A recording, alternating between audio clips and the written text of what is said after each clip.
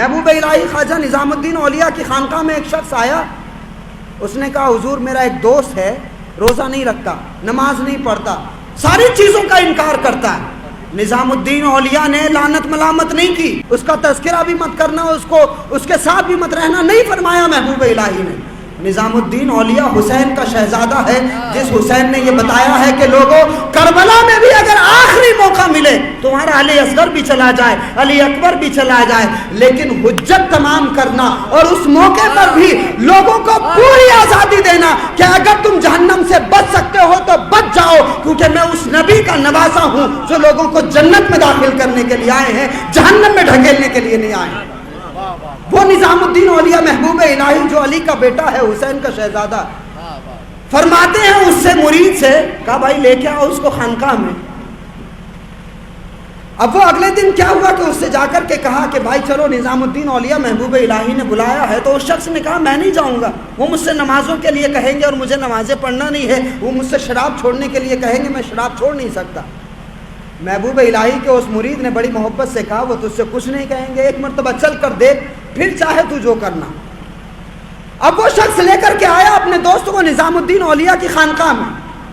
ابھی وہ شخص بیٹھتا اس سے پہلے ہی محبوب الہی سے کہتا ہے مجھ سے آپ جو چاہے کہیں، نمازوں کے لیے مت کہیے گا۔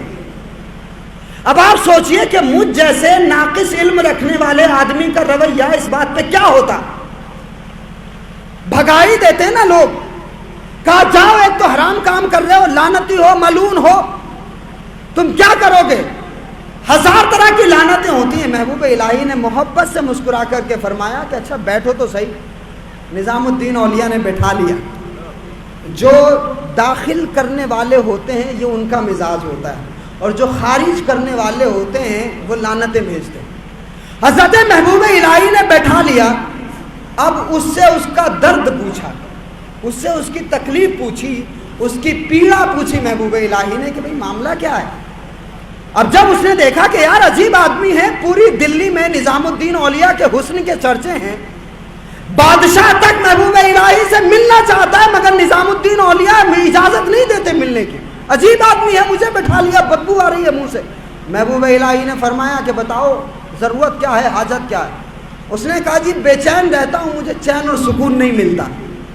محبوب الہی نے نہیں فرمایا کہ بھیا یہ ذکر لو اور 3 تسبیحات پڑھ لینا، نہیں فرمایا 300 مرتبہ یہ پڑھ لینا، نہیں فرمایا۔ ترتیب سمجھو مسلمانوں، ہم نے اس ترتیب سے بغاوت کی، نتیجہ ہمارے سامنے۔ محبوب الہی فرماتے ہیں اچھا ایسا کرو، تم گھر جا کر کے منہ تو دھوتے ہی ہوگے، اب ذرا اس ترتیب سے دھو لینا، پہلے ہاتھ دھونا، کلی کرنا، ناک میں پانی چڑھانا، منہ دھو لینا، ہاتھ دھونا، مسح کرنا اور پیر دھو لینا۔ اب مجھے بتاؤ میرے بھائی کہ جب کسی ایسی شخصیت نے محبت سے کوئی وظیفہ بتایا ہوگا تو بندہ تو پہلے ہی اپنا دل فدا کر چکا ہے، اب اس کی بات پر عمل کیسے نہ کرے؟ وہ گیا اپنے گھر اور سب سے پہلے یہی عمل کیا، وظیفہ نظام الدین اولیاء نے بتایا تھا، اس کے دل کو بڑا چین اور سکون حاصل ہوا۔ اب ترتیب پلٹ گئی، نظام الدین اولیاء سے اب وہ جو مرید تھا، اب یہ شخص اس کے گھر گیا اور جا کر کے کہتا ہے کہ بھائی چلو نظام الدین اولیاء کے یہاں چلتے ہیں۔ اب وہ شخص کہتا ہے کہ بھائی کل تو تو منع کر رہا تھا، آج خود سے جا رہا۔ وہ شخص کہنے لگا کہ دراصل ان کی خانقاہ میں جب میں پہنچا تھا مجھے بڑا سکون حاصل ہوا، اور جو وظیفہ انہوں نے مجھے بتایا، جو طریقہ انہوں نے بتایا، اس طریقے سے مجھے بڑا سکون حاصل ہوا ہے۔ نتیجہ یہ ہوا کہ وضو سے شروع ہوا تھا، ایک دن جب دل مچلا اور نظام الدین اولیاء کا نظامی رنگ اس پہ چڑھا تو کہنے لگا کہ نظام الدین آپ کے بتائے ہوئے وضو کے طریقے سے اتنا سکون ملتا ہے، نماز پڑھنے سے کتنا فیض حاصل ہوتا ہے۔ یہ ہے عاشقوں کی ترتیب۔ اور پھر یہ ہوا، روایت بتاتی ہے کہ جب وہ آیا تھا شرابی تھا، لیکن جب وہ اس دنیا سے رخصت ہوا ہے تو اس حالت میں رخصت ہوا ہے کہ جب سے نظام الدین اولیاء کے ہاتھ پر اس نے توبہ کی تھی تب سے لے کر اس وقت تک تہجد کی نماز بھی اس کی قضا نہیں ہے۔